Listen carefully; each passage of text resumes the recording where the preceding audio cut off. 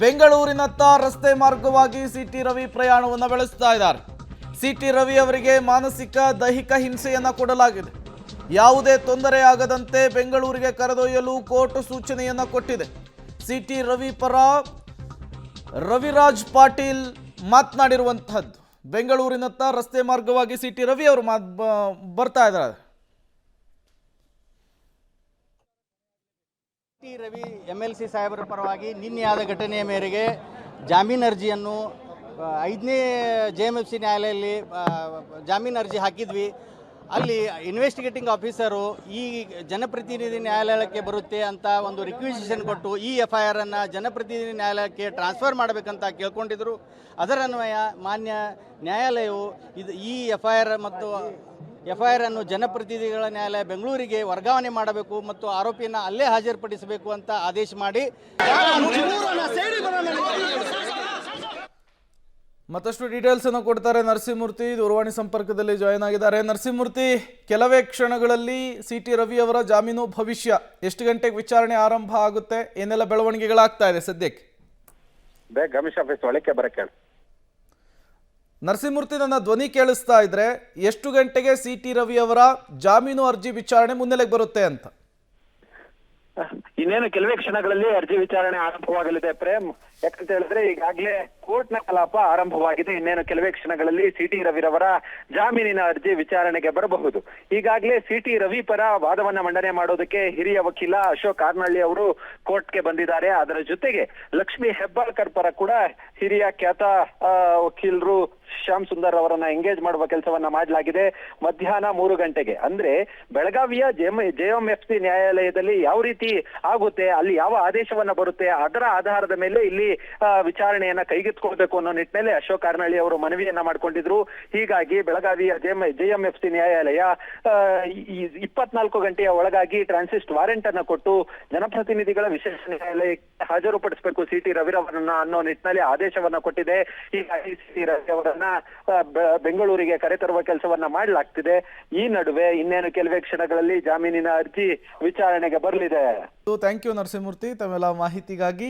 ಇನ್ನೇನು ಕೆಲವು ಕ್ಷಣಗಳಲ್ಲಿ ಬೆಂಗಳೂರಿನ ಜನಪ್ರತಿನಿಧಿಗಳ ನ್ಯಾಯಾಲಯದಲ್ಲಿ ಸಿಟಿ ರವಿ ಅವರ ಜಾಮೀನು ಭವಿಷ್ಯ ನಿರ್ಧಾರವಾಗುತ್ತೆ. ಜಾಮೀನು ವಿಚಾರಕ್ಕೆ ಸಂಬಂಧಪಟ್ಟಂತೆ ಅರ್ಜಿಯನ್ನು ಕೋರ್ಟ್ ಕೈಗೆತ್ತಿಕೊಳ್ಳುತ್ತೆ. ಸಿಟಿ ರವಿ ಪರವಾಗಿ ಅಶೋಕ ಹಾರನಹಳ್ಳಿ ವಾದವನ್ನು ಮಂಡಿಸಲಿಕ್ಕೆ ಸಿದ್ಧರಾಗಿದ್ದಾರೆ.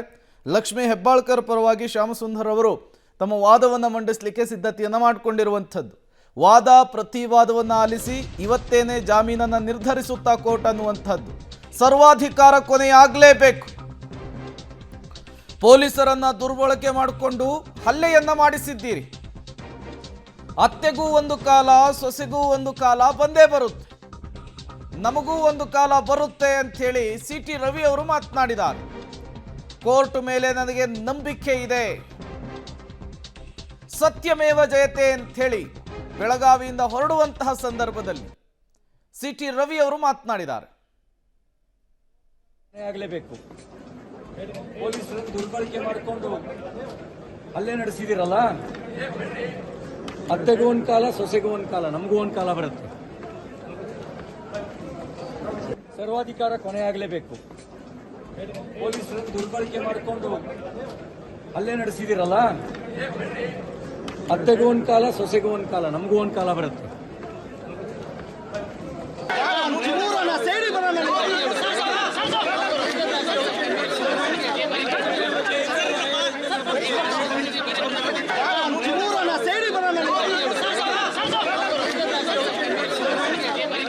ಸರ್ವಾಧಿಕಾರ ಕೊನೆಯಾಗಲೇಬೇಕು.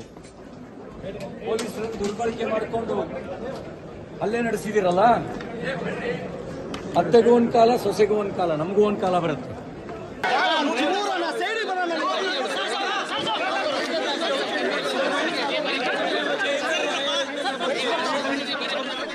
ಇದು ಸಿಟಿ ರವಿ ಅವರ ಮಾತು. ಬೆಳಗಾವಿಯಿಂದ ಬೆಂಗಳೂರಿಗೆ ಪೊಲೀಸರು ಕರೆತರುವ ಮೊದಲು ಸಿಟಿ ರವಿ ಅವರು ಮಾತನಾಡಿದ್ದಾರೆ.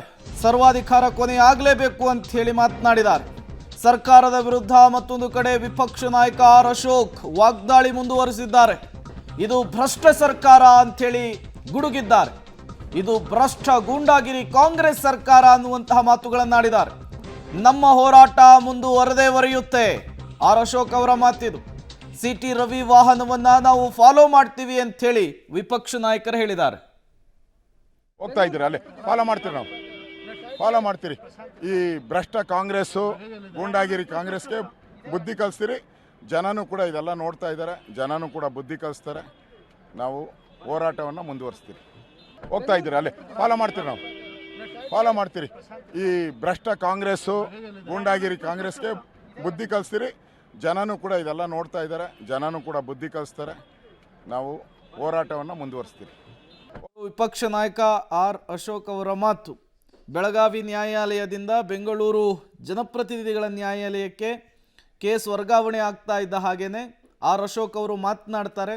ಸಿಟಿ ರವಿ ಅವರ ವಾಹನವನ್ನು ನಾವು ಫಾಲೋ ಮಾಡ್ತೀವಿ ಅಂತ ಹೇಳ್ತಾರೆ. ಜೊತೆಗೆ ಸರ್ಕಾರ ನಮ್ಮನ್ನು ಮಟ್ಟ ಹಾಕುವಂತಹ ಕೆಲಸ ಮಾಡ್ತಾ ಇದೆ, ಅದು ಸಾಧ್ಯವಾಗೋದಿಲ್ಲ ಅನ್ನುವಂತಹ ವಿಚಾರವನ್ನು ಕೂಡ ಪ್ರಸ್ತಾಪಿಸಿದ್ದಾರೆ. ಇದು ಭ್ರಷ್ಟ ಸರ್ಕಾರ, ಗೂಂಡಾಗಿರಿ ಸರ್ಕಾರ, ಇದನ್ನು ಕಿತ್ತೊಗೆಯುವ ಕೆಲಸವನ್ನು ನಾವು ಮಾಡೇ ಮಾಡ್ತೇವೆ.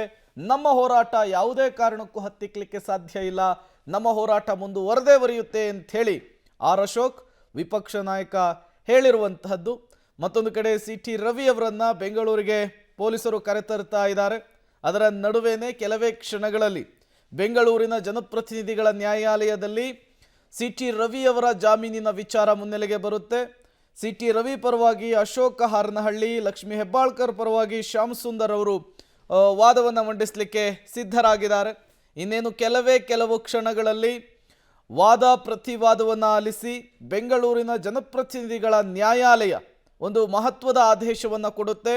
ಆ ಮಹತ್ವದ ಆದೇಶ ಸಿಟಿ ರವಿ ಅವರಿಗೆ ನಿಂದನೆಯ ಆರೋಪವನ್ನು ಫೇಸ್ ಮಾಡ್ತಾ ಇರುವಂತಹ ವಿಧಾನ ಪರಿಷತ್ನ ಸದಸ್ಯ ಸಿಟಿ ರವಿ ಅವರಿಗೆ ಬಿಗ್ ರಿಲೀಫ್ ಅನ್ನು ಕೊಡುತ್ತಾ ಅನ್ನುವಂತಹ ಪ್ರಶ್ನೆ, ಕುತೂಹಲವನ್ನು ಮುನ್ನೆಲೆಗೆ ತರ್ತಾ ಇರುವಂತಹದ್ದು. ನಿನ್ನೆಯಿಂದಲೂ ಕೂಡ ಕುಂದಾನಗರಿ ಬೆಳಗಾವಿಯಲ್ಲಾಗ್ತಾ ಇರುವಂತಹ ಬೆಳವಣಿಗೆಗಳನ್ನು ಗಮನಿಸ್ತಾ ಇದ್ದೀವಿ. ಸಿಟಿ ರವಿ ಅವರ ಮೇಲೆ FIR ದಾಖಲಾಗುತ್ತೆ, ತತ್ಕ್ಷಣಕ್ಕೆ ಅವರನ್ನು ಅರೆಸ್ಟ್ ಮಾಡಲಾಗುತ್ತೆ. ಇಡೀ ರಾತ್ರಿ ಅವರನ್ನು ಸುತ್ತಾಡಿಸಿದ್ದಾರೆ ಪೊಲೀಸರು ಅಂಥೇಳಿ ಸಿಟಿ ರವಿ ಅವರೇ ಸ್ವತಃ ನ್ಯಾಯಾಧೀಶರ ಗಮನಕ್ಕೆ ತರ್ತಾರೆ. ಪೊಲೀಸರು ನಡೆಸಿಕೊಂಡಂತಹ ರೀತಿಯ ಬಗ್ಗೆ ನ್ಯಾಯಾಲಯದ ಗಮನಕ್ಕೆ ತರುವಂತಹ ಕೆಲಸವನ್ನು ಸಿಟಿ ರವಿ ಅವರು ಮಾಡಿದರು. ಈ ಎಲ್ಲ ಬೆಳವಣಿಗೆಗಳ ನಡುವೆ ಈ ಸಿಟಿ ರವಿ ಅವರ ಈ ವಿಚಾರ, ನಿಂದನೆಯ ಆರೋಪ, ಅವರ ಜಾಮೀನಿನ ವಿಷಯ ಈಗ ಬೆಂಗಳೂರಿನ ಜನಪ್ರತಿನಿಧಿಗಳ ನ್ಯಾಯಾಲಯಕ್ಕೆ ವರ್ಗಾವಣೆಯಾಗಿದೆ. ಇನ್ನೇನು ಕೆಲವು ಕ್ಷಣಗಳಲ್ಲಿ ಜನಪ್ರತಿನಿಧಿಗಳ ವಿಶೇಷ ನ್ಯಾಯಾಲಯದಲ್ಲಿ ನ್ಯಾಯಾಧೀಶರು ಜಾಮೀನಿನ ವಿಚಾರವನ್ನು ಕೈಗೆತ್ತಿಕೊಳ್ತಾರೆ. ಅಲ್ಲಿ ಏನೆಲ್ಲ ಬೆಳವಣಿಗೆಗಳಾಗುತ್ತೆ, ಹೇಗೆ ವಾದ ಪ್ರತಿವಾದ ಇರುತ್ತೆ, ಇವತ್ತೇನೆ ಆದೇಶ ಹೊರಬೀಳುತ್ತಾ ಅಥವಾ ಆದೇಶವನ್ನೇನಾದರೂ ಕಾಯ್ದಿರಿಸ್ತಾರಾ, ಇವೆಲ್ಲವೂ ಕೂಡ ಸದ್ಯಕ್ಕಿರುವಂತಹ ಪ್ರಶ್ನೆಗಳು. ಈ ಪ್ರಶ್ನೆಗಳಿಗೆ ಕೆಲವು ನಿಮಿಷದಲ್ಲಿ ಉತ್ತರ ಸಿಗಲಿದೆ. ಕೆಲವು ನಿಮಿಷದಲ್ಲಿ ಬೆಂಗಳೂರಿನ ಜನಪ್ರತಿನಿಧಿಗಳ ವಿಶೇಷ ನ್ಯಾಯಾಲಯದಲ್ಲಿ ಸಿಟಿ ರವಿ ಅವರ ಜಾಮೀನು ಭವಿಷ್ಯ ನಿರ್ಧಾರವಾಗುತ್ತೆ. ಸಿಟಿ ರವಿ ಅವರ ಮೇಲೆ ನಾನ್ ಬೇಲೆಬಲ್ ಕೇಸ್ಗಳನ್ನು ಹಾಕಿ FIR ಅನ್ನು ದಾಖಲು ಮಾಡಲಾಗಿತ್ತು. ಬೆಳಗಾವಿಯ ಹಿರೇಬಾಗೇವಾಡಿ ಪೊಲೀಸ್ ಸ್ಟೇಷನ್ನಲ್ಲಿ ಕಂಪ್ಲೇಂಟ್ ರಿಜಿಸ್ಟರ್ ಆಗಿತ್ತು.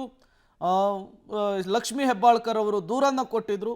ಆ ದೂರಿನ ಅನ್ವಯವೇ ವಿಧಾನ ಪರಿಷತ್ನ ಸದಸ್ಯ, ಮಾಜಿ ಸಚಿವ, BJPಯ ನಾಯಕ ಸಿಟಿ ರವಿ ಅವರನ್ನು ಅರೆಸ್ಟ್ ಮಾಡುವಂತಹ ಕೆಲಸ ಆಗಿದೆ.